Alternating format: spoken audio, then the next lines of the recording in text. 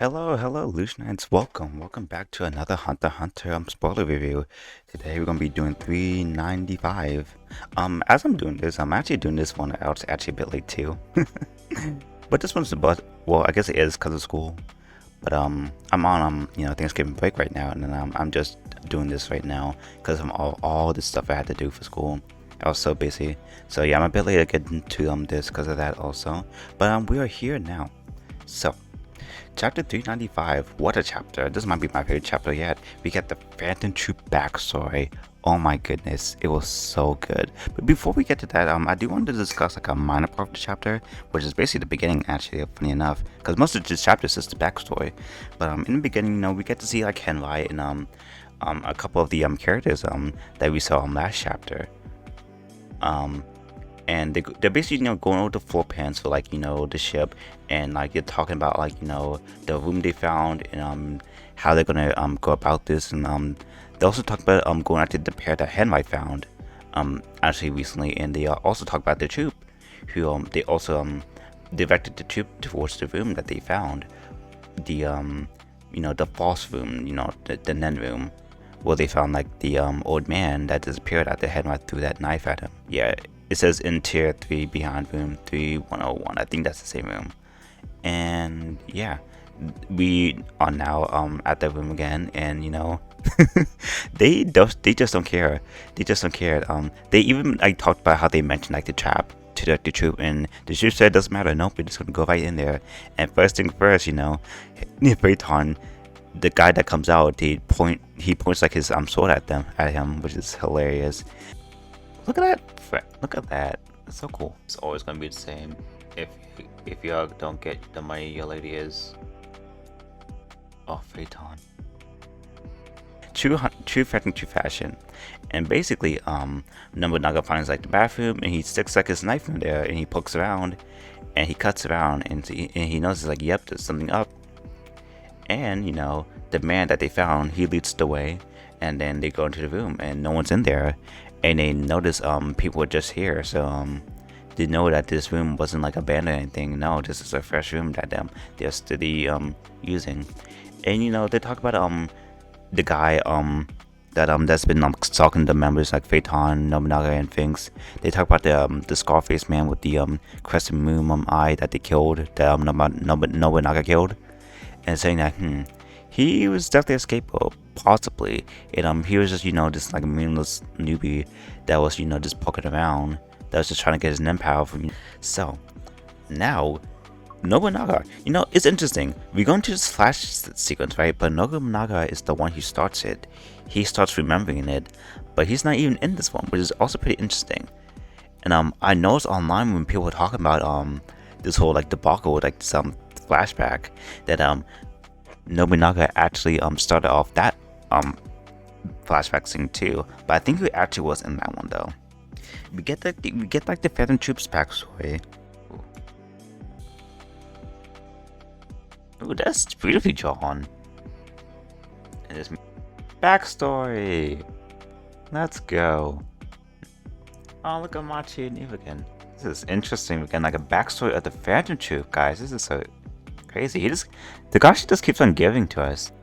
And this part of the chapter was drawn so beautifully. Like, it was so light and cheerful, and like there's so much innocence in it. Like, it made me feel so bad for all the troop members, but especially Krollo, who is my favorite troop member. And I think he's like my favorite like character in Hunter x Hunter. Like, I think he's definitely one of my favorite characters in Hunter x Hunter. Krollo is so good, and like this chapter like cemented it for me. Like, he is so great. But no, we start the chapter and we go back to Mean City, and we see like this very young like Franklin, Krollo, and like what's his name? Why is it blinking with me? Shaunok, Krollo, and Franklin. These three were like a package deal back in the day. I think these three were like the closest back in the youth because they were like together, and they were really upset together. And they went to like Urugen's own domain, and he's there, and Uva was with like young little Machi. Her hair was it's basically just the same. Her hair was even messy back then too. Her style, it's so cute. Look at little Machi, she was so adorable. But yeah, basically even said like, you guys are dead meat. I had up to here, you guys, you're taking stuff from my domain. And they get this tape, and this tape is so significant, more than I thought. Like I saw like people like discussing it and how like this is like, not the first time we've seen like these tapes, and I was like, what's it do behind these tapes? And you know, it's so interesting. People had this like crazy like theory about thinking like it has something to do with like Yu Yu Hakusho and how it might be connecting back to like Chapter Black or something like that. Something that was in Yu Yu Hakusho, and that's like, wow, these are some crazy theories that these tapes are like bringing up now. But yeah, like Uwe and Finland start to fight, and they punch each other, which was like really intense. And Colo like escapes, you know, afterwards after he was trying to distract Uwe again. And but Colo runs into Finks and Phaeton, which is so cute. Oh my god, look at Finks' face. So cute. Little Phaeton is the most adorable thing. Like next to Machi, he is like the most adorable like looking one in this chapter. Actually no, I lied. It's actually like Nobunaga, but I'll get to that later. But Phaeton's also like pretty like young and like everybody looks so like you. This chapter really makes you wonder like, wow, these children must have went through like a lot to get to you know where they are right now, because like, man, something big like definitely happened to them, and we're gonna actually get to that after this also. But after that, yeah, Colo like, you know, tricks them. He Finks and Phaeton, Finks like takes like the tape after checking him, saying, you know, he's way more nicer than Uvo and like he's gonna keep it safe for him. But nope, he tricks him, you know. So you can see like, you know, there were tricksters back in the day also, like nothing changed with that. And Colo, after they go off, Colo actually pulls out like the actual tape. He tricks them with like 2 tapes, which is like, you know, true Colo fashion. He was like, he was just like this young nimble guy even back in their heyday. And after that, we go to this church, right? And Colo comes to this church, and while everyone else will like sit back in the slums of Medio City. Hey, smart kid. Oh wow, look at this big manor. Compared to like because every time we see Medio City, it's always in shambles. So like, is that just like a specific part that's just destroyed, and then there's some nice parts around? Wow. And Chikolo, he meets up with like the church priest guy, and he asks him how his day was, and he talks about it. And he talked about the VCR room, and he goes there, and Paginoda's there, and she's so cute. Like the way how she's drawn was so like soft, like her eyes are really round and everything. Like this whole chapter actually was drawn in like a very like specific like soft way, I feel like. But like, especially when it went to like Paginoda's part, like it was so like innocent, and it was so joyful, like her and like Fuller like laughing. Oh, is that Paginoda? Look at her, cute. Wow, this is so interesting. I was gonna see this. It really makes me like cause like it really makes me think about like their relationship. Cause Colo, you can tell like he was like that was like one of his like best friends, and the fact that she died back in like in the York New City arc, and we never saw his reaction, his true reaction to her like her death. It makes me really like wonder like, wow, he must have been so devastated. He must have been so devastated after like learning about her death. But also learning about like how Gon like, you know, Killua, you know, respected her, and like, you know, didn't like even like attempt like to run away from her when like they had like a chance to. Like, man, like you really like think about like all what happened, how like Togashi really like planted this to see like over 20 years. Like he reached back like 20 years ago for like that flashback scene, and now it's all come back up together again. And it's so interesting because we know that apparently like back in the day Togashi mentioned how like in chapter 0 from Kurapika and like the whole backstory of like the whole massacre, that there was this part B that he planned like a part B of it, but he never got around to it. So I'm wondering like, is this the part B? Like, are we about to see this all play in fashion? It's so interesting. And yeah, so basically we also like learn more about like, you know, the city itself, and how like, you know, this place Medio City is like, you know, well, people don't count as humans out here. They don't have certifications. They're not like, you know, registered as like normal human beings by the government, which means that people can like hunt them without any consequences. And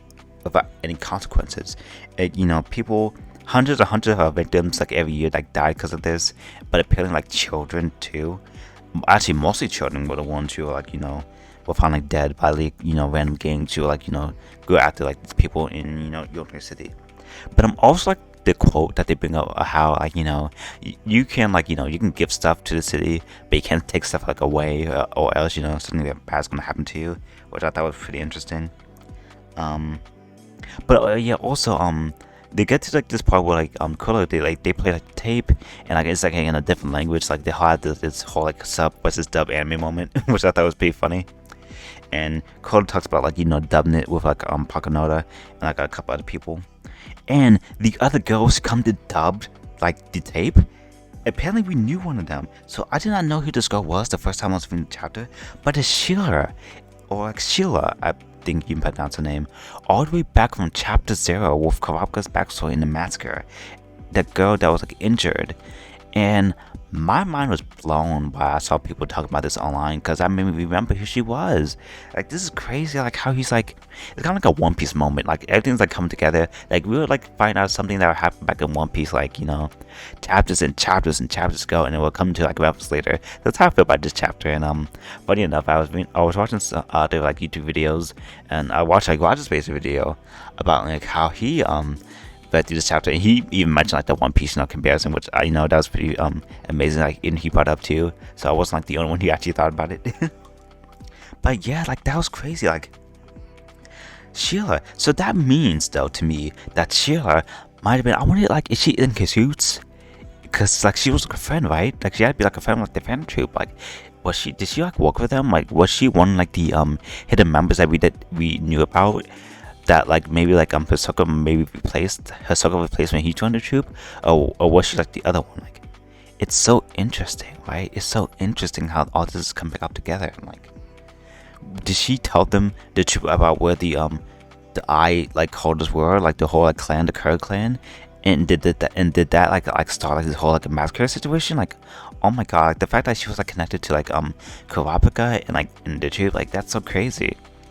I wonder what, like, because like when Kurapika and like his brother like found her, they were like pretty nice. Like she treated him pretty nicely, but I wonder what's like false. Like she like tricked him because of a reason. Like, man, I have so much questions now. Like it's so crazy, guys.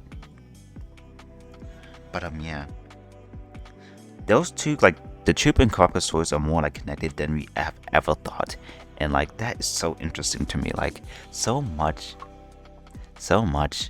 has happened in this chapter like alone that like really blows the situation up. But it makes me think now, we're kind of like this instant backstory with all the troop members and stuff, and it makes me think, are we gonna get like a big moment where like the troop is gonna die soon? Like this is such like a happy, like usually stuff like this comes like especially in like a big arc like this. Like it's so interesting like that Togashi decided to bring this up now in such a like a big arc with so much characters and so much information. Like he decided to drop this like flashback on us now. I feel like some troop members are definitely gonna die. People are gonna die, and like it's gonna be really tragic. It's gonna be a really tragic tale to troop. Just like back in like New York City when we got all those haikus for them at the color store. Like that one girl, I forgot what her name.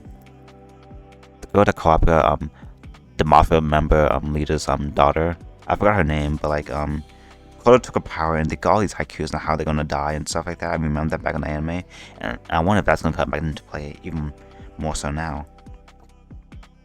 But what else happened? Oh yeah, at the end, which is so interesting, while Kuro and Pakunoda and like Sheila and like the other girl like doing like the dub for like the anime, which is so cute. It reminds me of like old like YouTube dubs for like anime.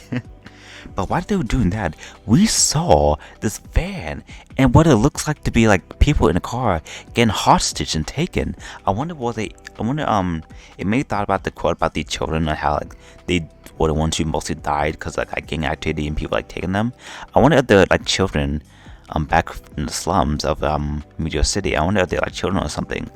And I wonder if that's gonna like trigger like Frollo and his like big arc of like turn to like this really like depressed like, human being that has like no like emotion. Like oh my god, like so much stuff is gonna be I can't even imagine what the next chapter is gonna be. The next chapter is gonna be so crazy.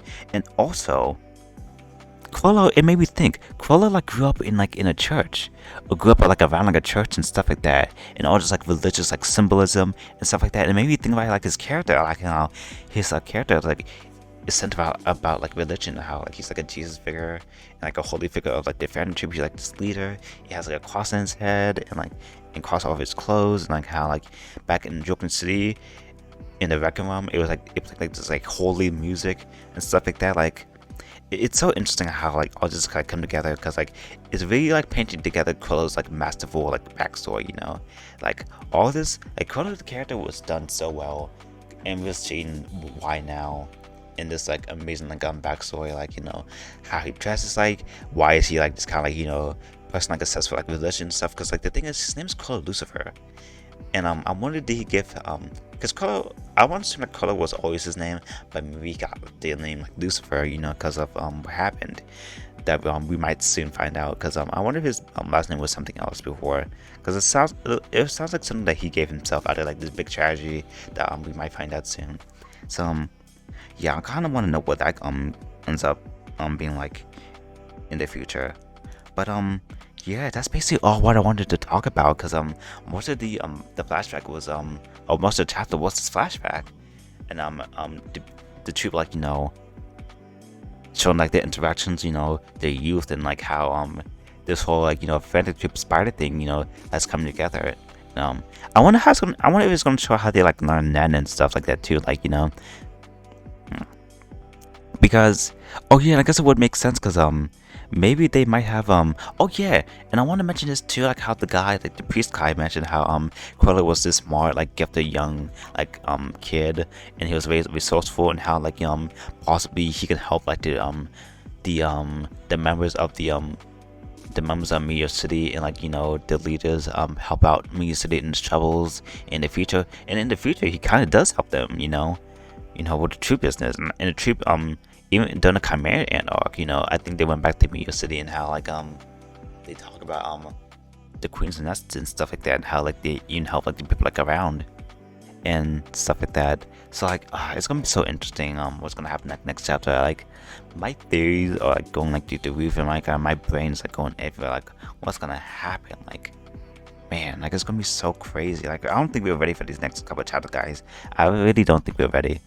But yeah, tell me what you guys think about it. I think that's gonna be it for my chapter review. Tell me what you guys liked about the chapter. Tell me guys what you guys hate about the chapter. I'm really curious about the hate part, because I think this is the best chapter that we've gotten so far, even now. And I think I might say that about like every new chapter of Hunter x Hunter that we were grateful to get. But I think I really mean about this one. I think this is the best chapter we got. I really do think this is the best chapter we got. So yeah, tell me what you guys like, and tell me what you guys hate. Please like, comment, and subscribe down below. You know, it's really helpful to the channel and helpful to me getting my word out there, so more people can see my reviews and my content. Subscribing is not required, but you know, it helped me out. And yeah, I think I'm gonna see you guys later. You guys have a nice day. I can't wait for the next chapter. Bye.